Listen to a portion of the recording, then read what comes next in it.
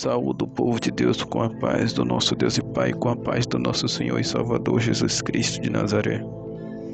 Aqui quem vos fala mais uma vez é o vosso irmão em Cristo, o pastor Lucas. Deus nessa noite nos deu mais uma palavra em forma de áudio devocional. Glória a Deus. Aleluia. Para aqueles que estiverem me ouvindo pelo YouTube, eu peço que se inscrevam no canal, compartilhem o vídeo, curtam o vídeo e ativem a opção de todas no sininho. Glória a Deus. No canal PR Lucas e missionária Ellen. Glória a Deus. O Senhor nos deu mais uma palavra neste dia de hoje. No livro de Marcos, capítulo 16. Glória a Deus. Marcos, capítulo 16. Do versículo 15 até o versículo 20. Que vai nos dizer assim a santa palavra do Senhor. Glória a Deus. E disse-lhes: Ide por todo o mundo, pregai o evangelho a toda criatura. Quem crê e for batizado será salvo, mas quem não crê será condenado. E estes sinais seguirão aos que crerem. Em meu nome expulsarão os demônios, falarão novas línguas, pegarão nas serpentes, e se beberem alguma coisa mortífera, não lhes fará dano algum, e porão as mãos sobre os enfermos e sararão. Aí vem um novo tema, a ascensão de Jesus. Versículo 19 diz: Ora, o Senhor, depois de lhes ter falado, foi recebido no céu e assentou-se à direita de Deus. E eles, tendo partido, pregaram por todas as partes, cooperando com eles o Senhor e confirmando a palavra com os sinais que se seguiam. Amém. Glória a Deus. O Senhor Jesus, no livro de Marcos, ele deixou uma ordenança para nós: Ide por todo mundo e pregai o evangelho a toda criatura. Então todo ser humano deve ouvir o evangelho de Cristo. E nós, como servos do Senhor, como discípulos do Senhor, temos a obrigação de pregar a toda criatura. Às vezes ficamos relaxados, às vezes pregamos só na igreja, às vezes não fazemos da forma exatamente que Deus quer, mas a vontade dele é essa, que nós preguemos a toda criatura. Ainda que a pessoa diga: eu não creio em Jesus, eu não creio em nada disso, a pessoa diga que é católica, que assim nasceu, que assim vai morrer, diga um monte de besteira, mas nós devemos continuar pregando o evangelho de Cristo, para que a pessoa venha ter a oportunidade de alcançar a salvação, independente de quem seja, se for ladrão, se for o que for, se é criatura, o evangelho deve ser pregado para ela, para esta pessoa. Aleluia. E é nossa obrigação pregar o evangelho a toda criatura. Jesus deu uma ordem para os seus discípulos.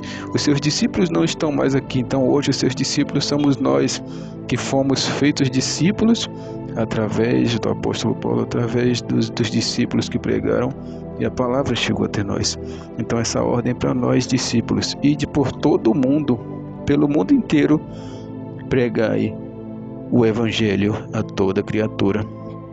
Ele complementa falando: quem crê e for batizado será salvo, mas quem não crê será condenado. Quem crê será salvo.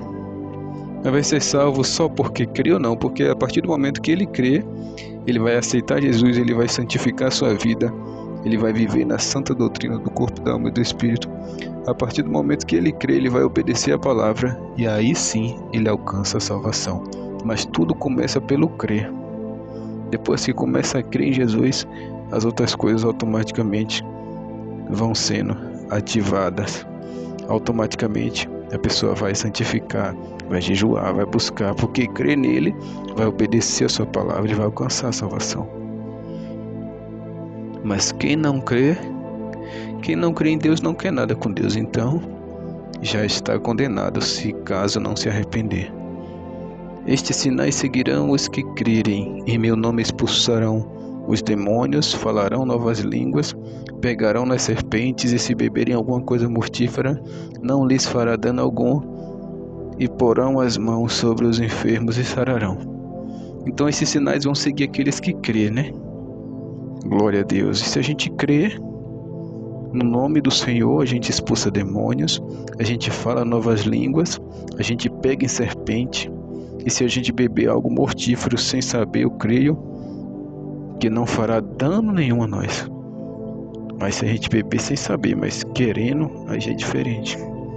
E a gente porá as mãos nos enfermos e os enfermos sararão.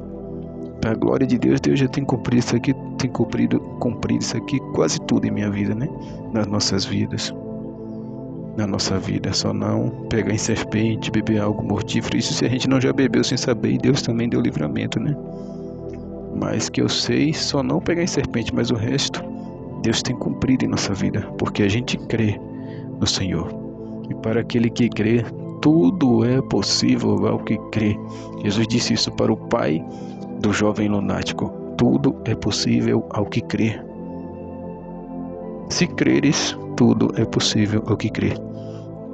E na segunda parte, que diz sobre a ascensão de Jesus, vai dizer: ora, o Senhor, depois de lhes ter falado, foi recebido no céu e assentou-se à direita de Deus. Então Jesus tinha aparecido primeiramente para Maria Madalena, depois apareceu para os discípulos no caminho de Emaús, depois apareceu para Simão Pedro, e mesmo assim os discípulos ainda não criam que ele estava vivo, que ele havia ressuscitado. Aí até quando o Senhor apareceu para eles, a incredulidade deles caiu por terra, né? Aí eles passaram a crer. Aí o Senhor passou mais ou menos 40 dias na terra com eles, se eu não me engano no livro de Mateus e de Lucas vai falar exatamente sobre isso. 40 dias na terra e depois ele foi elevado ao céu, subiu ao céu.